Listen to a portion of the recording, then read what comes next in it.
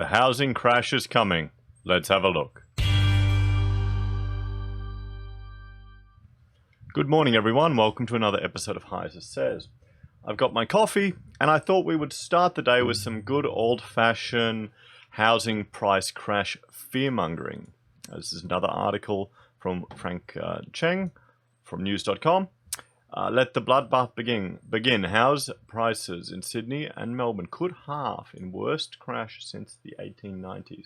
Now let's jump here to this little diagram to give us an understanding of the changes in property values in the 1890s. Now they've got two little lines on here. The light grey one is the 1930s, the Depression.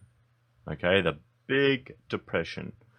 And you can see that fall down to here, to 80, the index of 80 out of 100. So if the 1892 value was 100, on the 1930 value was 100. This is the drop that happened after. So it went down 20 relative to that price. So in 1892, it went down from an index value of 100 to, what is it, mid-60s? Nearly 40-point drop. As opposed to the Depression, the Great Depression in Melbourne, we had a 20-point drop, and then it rebounded. And let's have a look in Sydney in 1892. You know, kind of, where is it? Up here. It's really dodgy, but you can see here, boom, it plummeted, leveled out, and plummeted again into 1896. And in 1930s, you can see here, it plummeted again. It's kind of relative, a little bit better off, but not as bad. But Melbourne copped it in the 1890s, and they're predicting, some economists are predicting that the same thing is going to happen here in Sydney and Melbourne, and of course it'll flow through to the other cities. Now, in all due diligence, exposure, any conflicts of interest I have, we are actually looking right now for my mother to help her downsize. So I'm apartment shopping. And it's interesting to see here in Brisbane, you know, for little one-bedders, the price that people bought them for in 2010, it's between 5 and 10% lower now that they're trying to sell it for. So they're selling it for a loss 8 years later. So if you take inflation, you know, if you factor inflation into that as well, that's a decent loss. So let's have a read through this article and spread some more fear so I can get an even better price for my mother on these buildings. So, house prices in Sydney and Melbourne could fall by up to 25% this year alone, and there's a chance that they could fall by half in the coming property bloodbath, an economist has warned. LF Economist founder Lindsay David, who has been warning of the looming property crash for the past 5 years, said in a report today the recent house price falls were just the beginning. CoreLogic data from January showed Sydney and Melbourne prices were now 12.3% and 8.7% down from their respective peaks in July and November 2017, with Melbourne falling at the fastest rate ever seen. Okay, so it's faster than this fall. We think there's a chance property prices could fall by half in Sydney and Melbourne over the long run, Mr. David said. I wouldn't be surprised by falls of at least 40%. When all hell breaks loose, you've only got so many buyers out there. So just thinking about that for a moment, Sydney has just gone insane with the property prices. It has just gone nuts with how high they are. And you know, you can get crappy houses for $1 million. Insane. You get much better value for your money up here in Brisbane, I think. So jumping back into the article, his base case of 20% falls in calendar year 2019 is significantly more bearish than other experts. AMP Capital is tipping total peak to trough falls of 25% in Sydney and Melbourne, with UBS is tipping 25% with a rising risk of 30%. Here we go. So Australian mortgage debit acceleration. Growth in mortgage debit is sharply declining. People are getting worried. People are preparing. Mr. David bases his forecast largely on the debit accelerator, which is strongly correlated with the housing price growth 6 months forward.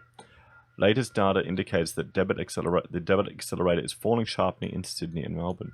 So it strongly correlates with price growth 6 months forward. Well, that makes obvious sense, doesn't it? It really does.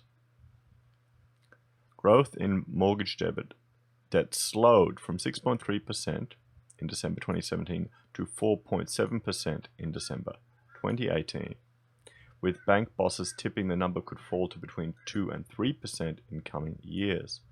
Okay, so we're getting less debt, so people are borrowing less, so they're investing less, so there's less buyers, and there's a tightening of the sector as well. With a baseline of 3%, the downturn in debit accelerator remains negative through to December 2019, at a minimum suggesting prices could continue to fall through to June 2020.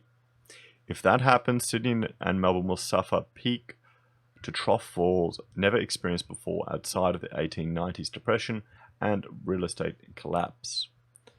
Mr. David's report, Let the Bloodbath Begin, outlines no fewer than 18 separate headwinds facing the housing market, from the $120 billion interest-only loan rollover and mortgage broker exodus to Labor Party's proposed tax reforms. So I was hoping to get a copy of his report, Let the Bloodbath Begin, and I've been looking to try and find it online. I'm having difficulty finding it on, it doesn't seem to be on his website. People are tweeting to him asking him for a copy of the report or where it's available to get. If anyone has it, could you please share it with me and let me know where you find it or where I can buy it, because I think it'll be interesting to read, to elaborate upon what is being explained or put forward in the newspaper article here. So, he argues Australia is in stage 2 of a 5-stage process as the country's debit finance asset bubble bursts. The losses are going to mount and start to mount faster because now you've got the economic headwinds involved with the bubble bursting, he said. So this is the 5-stage process. Stage 1, beginning of the end. After sharp rises in property prices and mortgage debt levels, prices start to fall. There is little to no impact on construction. Mindset. It's just a small pullback as part of the real estate cycle. Prices almost always rise in the long term.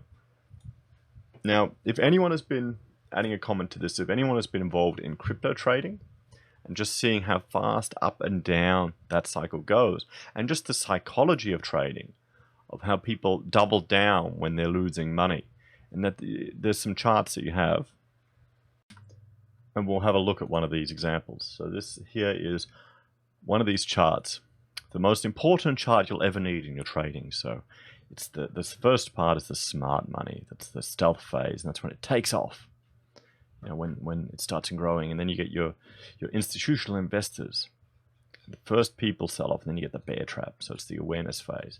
Then it's the mania phase, and we saw that in 2017, November to January, and just where you get media attention, enthusiasm, and the public are involved and just greedy and just shoots up, and this is the future, we're all going to be rich. And then it starts to go down and people are denying it, and there's another trap here where it shoots back up, so people will buy back in, and oh, it's normal, it's just a mistake, and then boom, it goes right back down. Right back down and goes back up. So maybe we're in this bear trap phase here, but it's all a lot of it's to do with psychology. If you read anything about trading, particularly day traders, a lot of it is to do with psychology and just your mental toughness. So yeah, I could imagine this could relate very well to the housing sector. So let's jump back here. So stage 2, the bubble is pricked. As prices continue to fall further, a small number of property developers become insolvent or cancels future projects. Bank profitability begins to stall with little leeway to grow their mortgage books. The mindset. The property market declines more than expected, but is argued to be orderly considering the large run-up in prices in the years prior to the peak. Stage 3. Now, I've seen some tweets where people are arguing that we're already at this stage. Rapid deflation. Property prices fall well past thresholds that owners are comfortable with. Bank profitability stalls, and an escalating number of property developers default and or cancel future projects, resulting in rising construction job losses. We're starting to see that. I did a video the other day about our shrinking construction industry. Panic slowly starts to set in, especially among those with high loan-to-value ratios, LTIs and DSRs. The mindset eventually shifts from denial to questioning how this can possibly be happening. Nobody ever believed that property prices could fall this much. Well, yeah, we really have been living in a time when they've just been growing. When they have just been growing, you've got a generation, and adding my own commentary to this. On LinkedIn, I see it all the time. On Facebook, I see it all the time. These property gurus that will teach you how to make a fortune, and that are just millionaires because they've made so much money in property. Okay, so they happen to buy something and they made $100,000 profit on a house they did nothing to. Then they used that to buy another property, and then they both went up and they bought another one and another one and another one. That's kind of riding a wave. It doesn't mean you're actually doing anything genius. Guys, seriously. I mean, good on you for doing it and taking advantage of it, but don't go on 60 Minutes and complain when you have to pay back your interest-only loans like some people are doing. So stage 4, pain and reality. Recession starts and panic has set in. Lenders experience an NPAT wipeout with losses starting to mount. Residential construction comes to a grinding halt with sharply rising total listings, dwellings for sale. Mortgage defaults begin to rise, as does the unemployment rate. The mindset is, we're doomed. Property investors and recent homeowners feel like the world is crashing around them. The level of fear of job losses and bankruptcy is considerable. Stage 5, clean out. The property market eventually finds its floor price. With limited credit available, despite bank bailouts or nationalization, cashed up buyers and private funds purchase distressed debit and dwellings at discounted rates. Properties are relatively cheap, but most people have difficulty accessing credit. Prices slowly begin to rebound. The mindset. What do we do now? Confusion abounds. All the public was ever told by the establishment is that property only goes up, but the opposite occurred. Many people turn to alternative wealth creation opportunities outside of the property market. Now that last bit there of the mindset, alternative wealth creation opportunities. So I was talking to a colleague who's investing in silver and gold. It's future proofing. That may be something to consider. I might look at doing a video on how to, the process of actually going and buying some gold. How do you do it rather than on an app? Have a chunk of gold carrying around. We'll see. So back to the article. In stage 1, prices start to fall sharply. Oh, we've already read that. Yep, he's just going through this. We've already gone through it. The final stage is when the property market finds its floor. And that's what we're looking at. So on the bright side, house prices will become very affordable again, Mr. David said, but it could be a horrible time for the economy. The risk of recession is really high. The early 90s recession was the recession we had to have, but Mr. David believes by the end of this year we could be entering the recession that's really going to hurt. Yeah, he's probably right. In the report, he argues that the more time passes, the less chance the government or regulators can arrest the decline with a bazooka stimulus that hits the bullseye from an ever-increasing distance. Even if the Reserve Bank cuts rates further from its record low of 1.5%, I don't know how they can do that, banks will only pass on a fraction due to their reliance on overseas capital markets, where interest rates have been steadily increasing. The only path to reinflating prices will be to relax lending standards. The prudent regulator did lift its cap on interest-only loans last month, but the Banking Royal Commission fallout has made that unlikely. Well, yeah, the Royal Commission into banking has kind of destroyed a whole lot of industry. All the brokers are screwed now. Gotta feel sorry for some of them. Mr. David said the downturn signaled the end of the Ponzi financial model. People have to understand that there are simply too many investors already tied up in the housing market, and they can't go and buy more real estate unless the value of their homes rises, he says. That's how everyone was able to accumulate so many properties in such a short time. They bought a $500,000 investment property. 12 months later, it was worth $600,000. With that $100,000 in equity, you're able to buy another $500,000 property.